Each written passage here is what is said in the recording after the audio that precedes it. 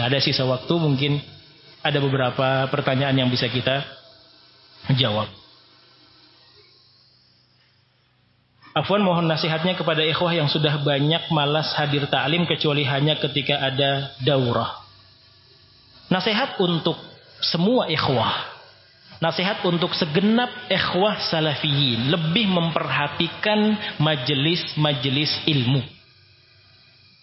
Jangan samakan antara mendengarkan kajian dengan online dan mendengarkan kajian dengan offline. Tentunya berbeda.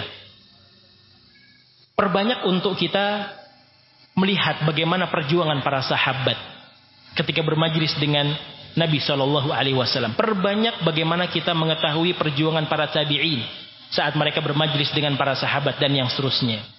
Mau tidak mau kita harus memerangi hawa nafsu kita. Karena otomatis hawa nafsu kita akan membisikkan rasa malas kepada kita. Cukuplah dengar dari online, cukuplah kajian sepekan sekali dan yang seterusnya. Walaupun memang teranggap cukup, namun ikhwati fillah yara'akumullah, fastabiqul khairat.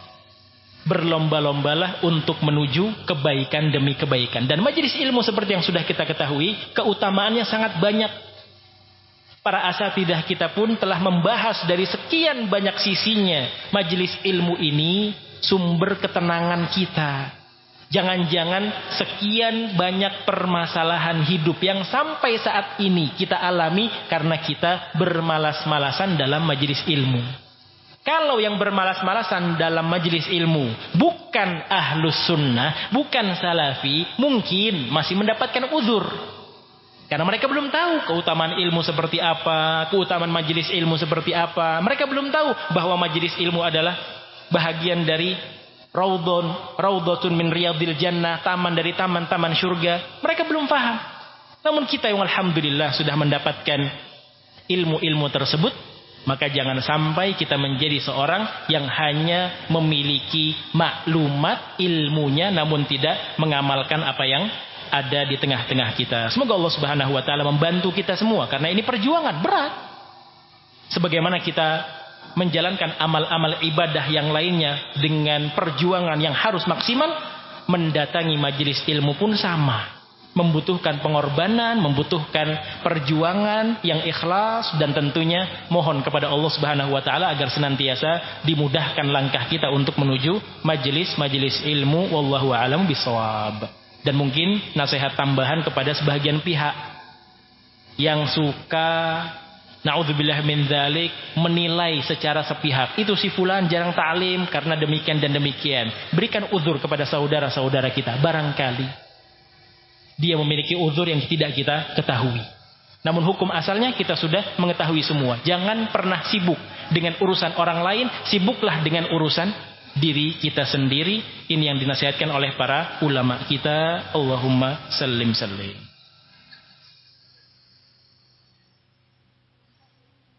Bismillah, afwan, apa yang membedakan kita dengan orang-orang roja seperti yang tadi Ustaz sebutkan? Jazakumullahu khairan. Amin wa iyyakum. Secara global, aqidatul wala wal bara yang tidak mereka praktekkan. Mereka hanya sekedar mengaku ahlus sunnah, namun poin akidah al-wala wal bara tidak mereka amalkan. Mereka begitu bermudah-mudahan untuk bergaul dengan ahli bid'ah wal ahwa.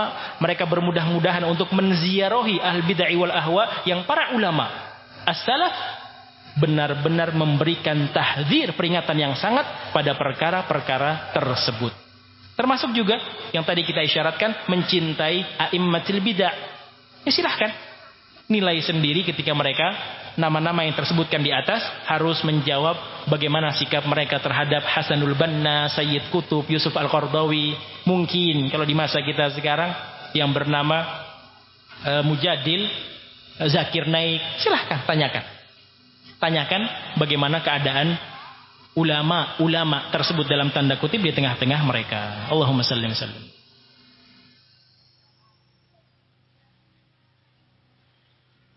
Jika kita merasa bosan saat mondok atau merasa malas ketika belajar dan menghafal, apa yang harus kita lakukan? Yang pertama, doa kepada Allah Subhanahu wa taala agar dikembalikan lagi semangat kita untuk mondok dan semangat kita untuk belajar serta semangat kita untuk menghafal. Doa. Karena selama kita menyandarkan pada diri kita, kita tidak akan bisa mendapatkan apa-apa. La haula lana wa la quwwata lana illa billah. Ini yang pertama, berdoa. Kemudian yang kedua, banyak pelajari perjuangan para ulama kita. Banyak baca sirah perjalanan mereka dalam menuntut ilmu syar'i, betapa sulitnya untuk mencari satu hadis, untuk mencari satu riwayat. Sementara kita di majelis ilmu, sekian banyak hadis sudah bisa kita dengarkan, bahkan mungkin sudah bisa kita hafalkan. Lihat perjuangan para salaf, orang-orang di masa lalu, yang ternyata dengan perjuangan tersebut saja mereka masih sangat bersemangat untuk belajar, dan belajar. Wallahu a'lam bishawab.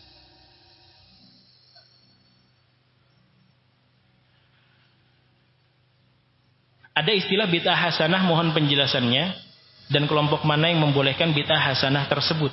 Banyak dari kalangan ahlu bid'ah wal ahwa, khususnya dari kalangan sufi ya, bahkan tidak sedikit dari kalangan al-khawarij yang membela pembahasan terkait dengan bid'ah hasanah. Kita wajib mengikuti imam tapi ketika imam kunut, apa yang harus kita lakukan? Yang A. B. Dalam sholat subuh ketika imam duduk tawarruk sedangkan kita biasa iftirash, apakah kita ikut imam apa tetap duduk iftirash? Jazakallahu khair. Ikhwati fillah yarahumullah, yang harus kita fahami dalam pembahasan fikih, innama ju'ilal imam liyutamma bihi. Innama ju'ilal imamu liyutamma bihi. Imam itu dijadikan untuk kita ikuti. Maksudnya pada gerakan-gerakan rukun sholat. Kapan imam takbiratul ihram kita ikut, kapan imam ruku kita ikut, kapan imam i'tidal kita ikut, kapan imam sujud kita ikut, kapan imam bangkit dari sujudnya kita ikut, dan yang seterusnya dari rukun-rukun sholat. Bukan pada perkara-perkara yang berkaitan dengan gerakan sholat secara umum. Karena kalau yang kita pahami gerakan sholat secara umum harus persis sama seperti imam, ini kesalahan yang fatal, kesalahan yang membahayakan pemahaman kita. Karena kasihan, kalau orang sholat di Masjid Nabawi, dia tidak tahu imamnya tawarruk atau iftirash. Sholat subuh ini, dia tidak tahu imamnya ini sholat dengan duduk tawarruk atau duduk dengan iftirash. Apa yang harus dia lakukan? Masyaqqah.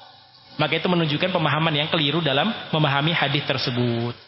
Jadi bukan yang dimaukan oleh Nabi alaihi salatu wassalam gerakan-gerakan sholat. Misalkan ada imam di hadapan kita duduk iftirash, kita mau tawarruk, atau sebaliknya imam tawarruk kita biasa iftirash. Ya tidak ada masalah, berbeda nggak ada masalah. Karena bukan itu poin yang ingin disampaikan oleh Nabi Shallallahu Alaihi Wasallam. Sama juga saat imam mungkin mengambil pendapat menggerak-gerakkan jari telunjuknya. Bagaimana makmum yang di ujung sana nggak lihat imam begini atau tidak?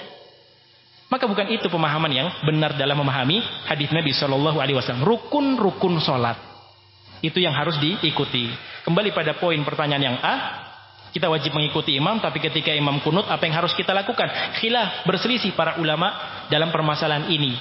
Namun pendapat yang rajih wallahu a'lam bishawab, ketika kita mendapati imam kunut khususnya di negeri Indonesia yang meyakini bahwa kunut subuh merupakan rukun daripada ibadah sholat subuh, maka artinya dia sudah menambah sebuah rukun yang baru di dalam sholat. Dia sudah meyakini amalan bid'ah di dalam sholat, sementara kita tidak diperkenankan untuk melakukan kebid'ahan apapun di dalam sholat. Sehingga kita, pendapat yang rajih wallahu alam, kita tidak mengikuti gerakan imam yang selalu kunut subuh. Kalau di Jakarta, afwan kalau sedikit boleh bercerita, ada sebuah masjid yang imamnya kunut subuh tapi tidak selalu. Terkadang ada di sebuah tempat di Jakarta, Anda pernah sholat di sana, dikabarkan oleh ikhwan yang mukim di sekitar situ, kadang-kadang imamnya kunut subuh.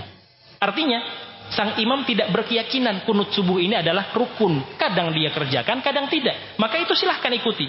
Yang menjadi permasalahan ketika kita diimami oleh seorang imam sufi punya keyakinan, bahwa kunut subuh kalau tidak kita lakukan batal salat subuh kita. Ini yang bermasalah. Maka turunnya tangan kita merupakan pengingkaran dari perbuatan bid'ah yang diyakini oleh si imam. Sekali lagi, pendapat yang semacam ini pendapat yang rajih menurut sebahagian para ulama kita. Walaupun di sana ada pendapat yang lain yang perlu kita hormati, yang perlu kita hargai, namun apa yang disebutkan oleh sebahagian para masyayikh kita menjadi pelajaran yang harus kita ambil bersama. Wallahu ta'ala a'lamu bishawab. Ini ikhwati fillah yarhakumullah, ada beberapa pertanyaan yang nampaknya tidak mampu untuk saya jawab. Saya mohon maaf, terlebih waktu yang sudah lewat dari apa yang diagendakan oleh panitia. Saya juga mohon uzur. Semoga apa yang Allah Subhanahu wa taala berikan dari kemudahan pada hari ini dari majelis-majelis ilmu memberikan dampak positif pada kehidupan kita ke depannya. Amin ya rabbal alamin. Kurang lebihnya